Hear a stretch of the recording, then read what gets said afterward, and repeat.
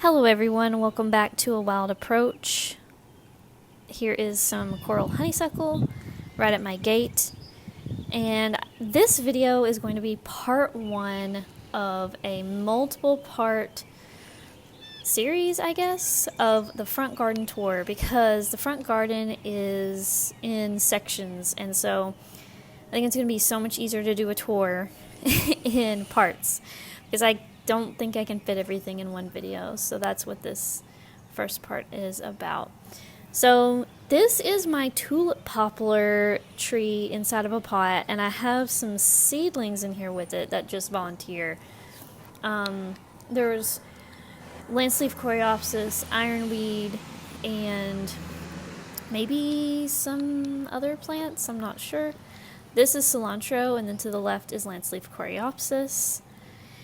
And if you don't know, this raised bed is actually sort of my meadow area. I have some old non-traditional, or some old traditional non-native plants right here. Some were just gifted to me, and then some I planted way before I started native plant gardening. And I have peonies in here down throughout the bed. I have 3 different ones. And then I have these irises here. These are the ones that smell like grape. And this whole section is messy because I left all the stems up of pretty much everything and let it be habitat for the winter. And today I'm recording this voiceover. It's April 11th, and I still haven't trimmed any of that. Here is some orange milkweed just now breaking the soil surface and coming up. This bed has always been a difficult bed to work in, and I think this is Gara coming up. It volunteered from some plants I had to the right of it, another Gara, I think. And that's a lanceleaf coreopsis to the right, and then past it is some phlox.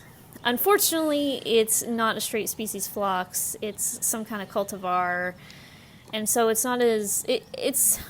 It's good now, but it's always kind of small. It doesn't really fill in a lot, and it doesn't have seeds because it's a trademarked cultivar. So here's some mountain mint that's seeded, and it's mixed in with Carolina cranesbill and partridge pea and Verbena bonariensis. Verbena bonariensis is of course not native, but the butterflies love it, and it's a see-through plant. So even though it does seed itself around, I consider it a good plant to have. The swallowtails love it. I think the hummingbirds love it too. And it's easy to pull out if you don't want it. It's easy to move and transplant. And it's also not going to really block a lot of sunlight from the native plants. This is a peony. This is a liatris, I think. I can't remember. I actually can't remember what I'm looking at in this shot. Yeah, that's the liatris at the back. I probably will have to go in here and remove these stems soon, just so that liatris can get a little bit more sun, because it doesn't like to be shielded from the sun too much. And then this is the native verbena, homestead purple verbena. When I bought this, I didn't even know it was native, and found out later. And then this is yarrow. I did from seed years ago, and it just has been gradually duplicating itself over the years. And then next to it's Verbena bonariensis. And of course, I think that's a wood sorrel, like yellow wood sorrel down there mixed with it. And this is a peony. Of course, peonies aren't native. And then this is a baby tulip poplar tree. And I actually dug this up the other day, and I put it in a pot. So... And I also dug up these ironweeds and moved them, because this isn't a spot where I wanted ironweed. They volunteered here, so I moved those. And around them is some Russian sage, mountain mint, Verbena bonariensis, and more Verbena bonariensis. There's the mountain mint. And the inkberry hollies, okay? Guys, I know inkberry hollies are great native evergreen shrubs, but they just don't do well in my garden. I've been wanting the rain, but now it's kind of in my way because I want to go and record a garden tour. So for now, I am going to record from my window a little bit You can see the garden layers right now. Some natives and some non-natives. And that beautiful pink dogwood across the street in my neighbor's yard is just gorgeous. And I didn't really think about the fact that my layers and my screening would obstruct that tree. That didn't really cross my mind. But the good news is the crepe myrtle in the middle of my yard that is not native, it doesn't obstruct it too much because it leaves out so late. So I normally don't like that it leaves out so late, but the fact that it does means I can see through it and see the dogwood across the street. So anyway, I did want to talk about the layers. I've got arborvitaes, cypresses, hollies, crepe myrtle, red bud, mistflower, bee balm. I've got a baby Washington hawthorn, which I don't know if I can get it in the shot. I'm not sure exactly where. I think that's it right there in the distance. It's very hard to focus on it. I think that's the Washington hawthorn right there. Because I wanted to screen the road and the house over there, and the driveway a little bit from my view. And there's the gate. Again, I'm just recording like this because it's raining and it already rained on my camera a little bit earlier. So over here is my elderberry shrub, one of them. I have 3. I have 1 or 2 wild elderberry species, straight species, and then I have a John's species. I have a non-native spirea right here, and I apologize for the sounds. I live in the city, so there's always sounds, like 90% of the time. And here's my archway. This is my passion vine archway. Of course, the passion vine is not up yet. Passion vine dies all the way to the ground every winter. So you have to be patient with passion vine. But once it starts going, it really goes and it spreads and it pops up all over. I probably have, who knows how many I have. Like, when they start popping up, they're probably going to be all over the place. And there's my black cherry tree. It's so weird to do a tour from the window, but I mean, it's a rainy day, and I kind of wanted the rain, but now I'm kind of like, can't do as much, but look at that, that's pretty cool.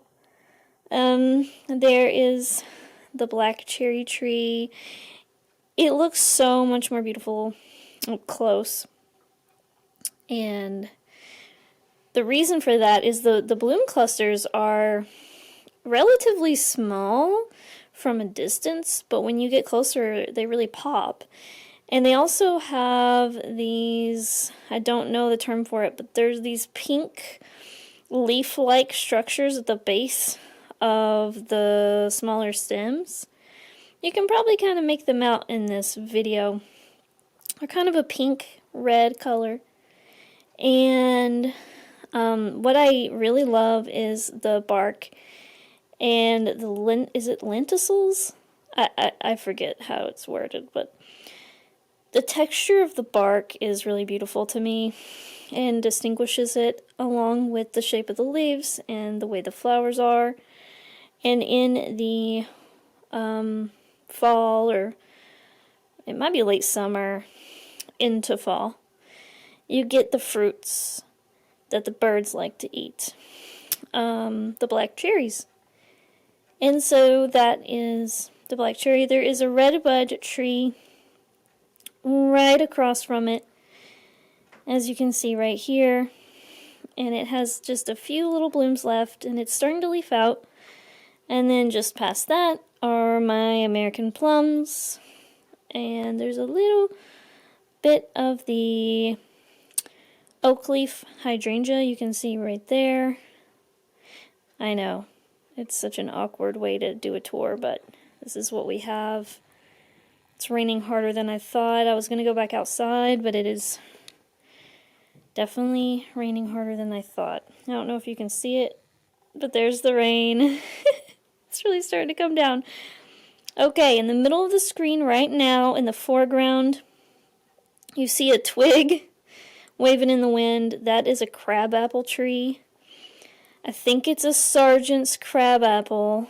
Don't quote me on that, but I think that's what I have. I don't remember if this is technically a native or not. It's probably some kind of cultivar. I got it from the Arbor Day people, where you can get the deal.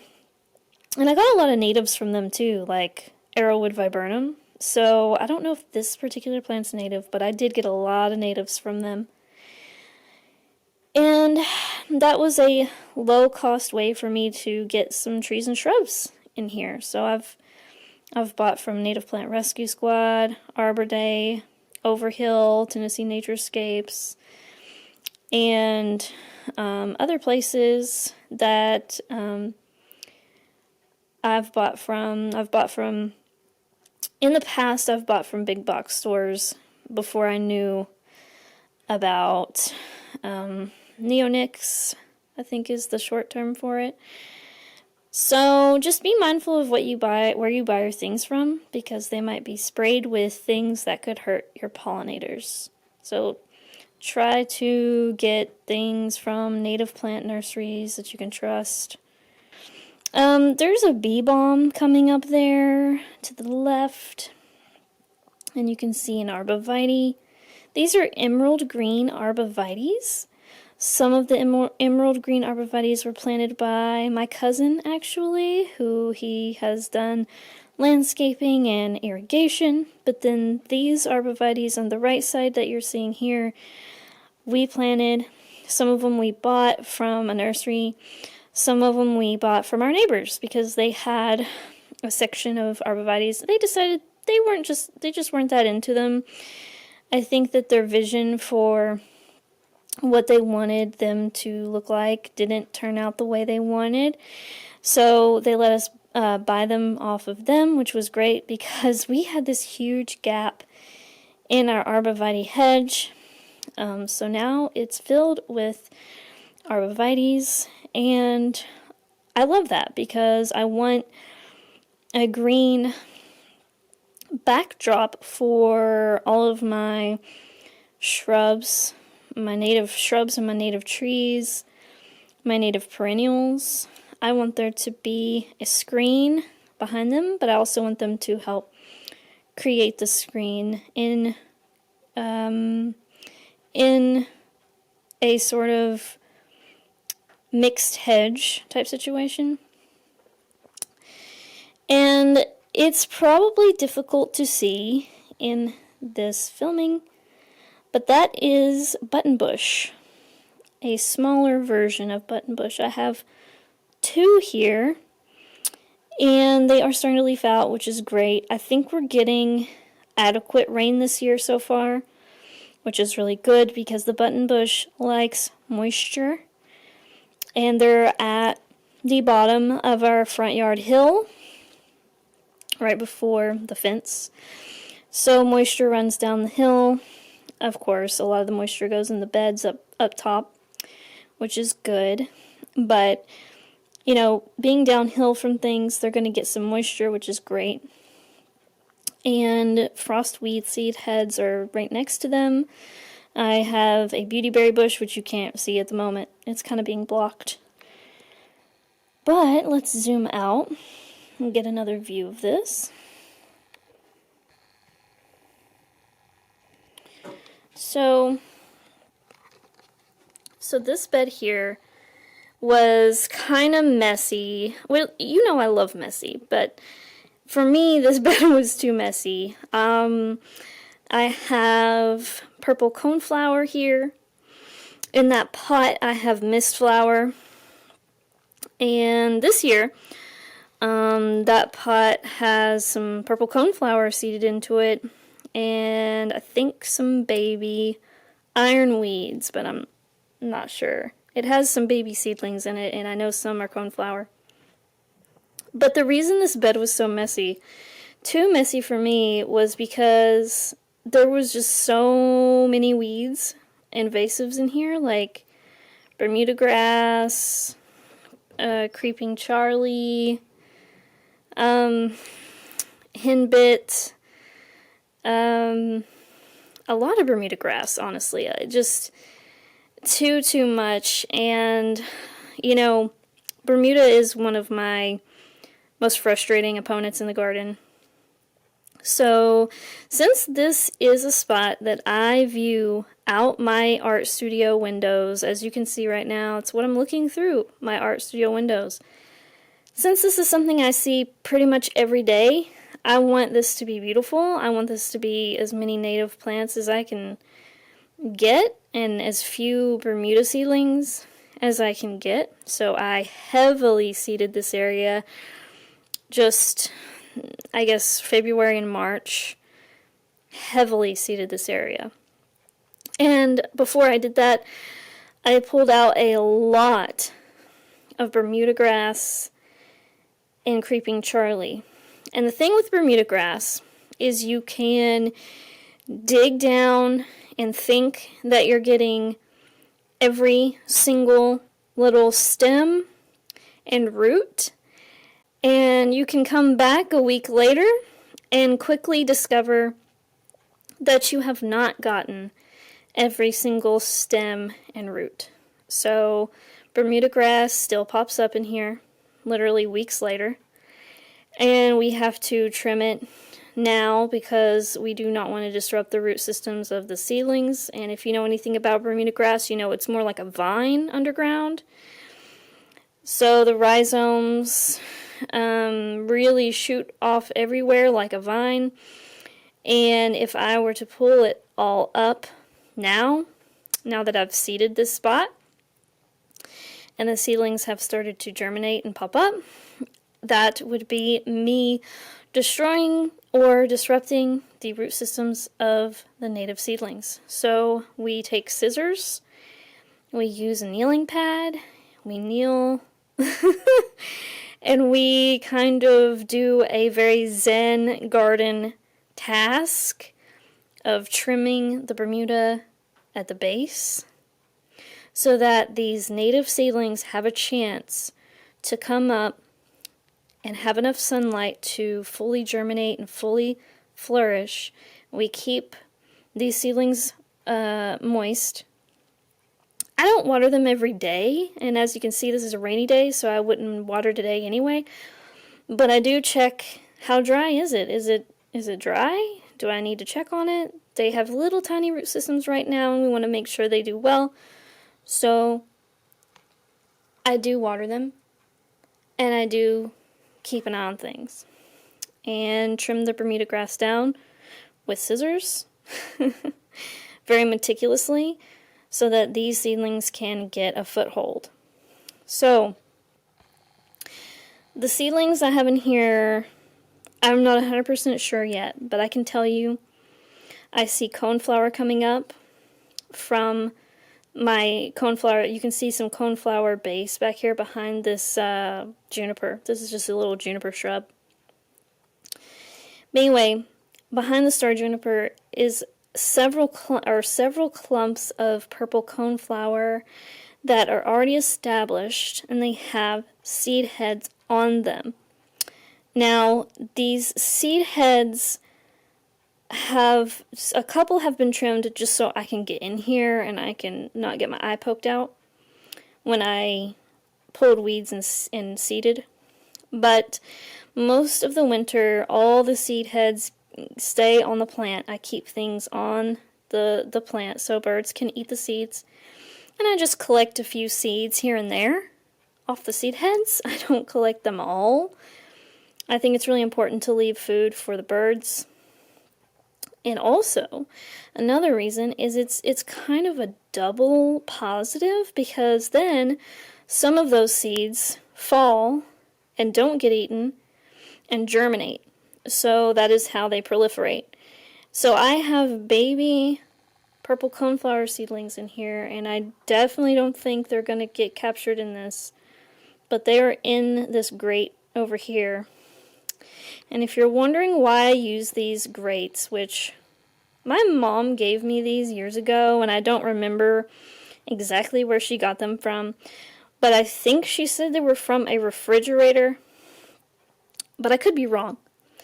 I've used these as miniature fencing in the past, but I soon learned from her that a great thing to do when you're establishing any plant from seed is, as soon as you seed things, put a little grate over it and make sure that you pick the side of the grate that has no, how do I word this, legs. You want to put the legs down because you want it raised off the ground just slightly, because you want to make it as difficult as possible for the birds to eat your seeds. And it's not going to stop them from eating some. They're still going to be able to get some of your seeds, but it does make it more annoying and more difficult for them, and they're more likely to peck where there's no grates. They're more likely to go after the seeds that are easier to get. So keep that in mind. And a type of seed that is really good for this is the sunflower seed, because sunflower seeds are planted very, very deep compared to these seeds. I would say an inch or two down into the ground, and so if you put a grate over that, the birds definitely cannot get to those. And the thing with that is that's also probably one of their favorite seeds, so you really want to protect your sunflower seeds from them. And when I say sunflower seeds, I'm talking about those big mammoth sunflowers that have the big seeds. You know, the bigger the seed, the deeper you plant. So that's sort of a different story. These seeds here that I put are not sunflower seeds. They are not nearly as large, so they were pretty much surface sown, maybe pressed into the soil slightly with a rake. Yeah, so that's just a little tip for you guys if you're new to this and you have a lot of birds like I do, which is kind of part of the point. You want to attract the birds, you want to attract the butterflies, you want to attract the wildlife, and that means they're going to eat some of your seeds. It's part of the process, and we just need to try to do our best to protect young trees and young seedlings when they're getting established, but then take that protection away when they get big enough, and then you can let things go to town. So I hope you enjoyed this video, and I will see you in the next one, and I hope you have a great day. Bye. I just added some new original paintings to the shop. Go to macylou.com to check out the new pieces.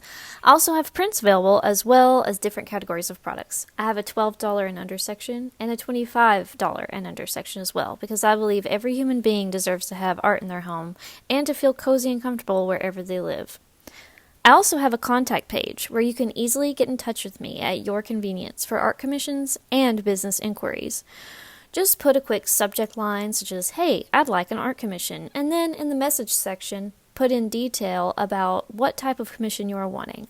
Also, feel free to use the contact form as a way to ask any questions you may have about the art or the shop.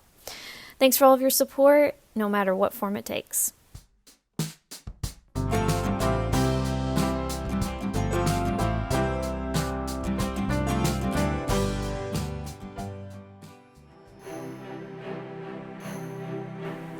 To support the channel, like the video, comment, and subscribe. You can also support my work by buying art from me at macylou.com. Thanks for watching!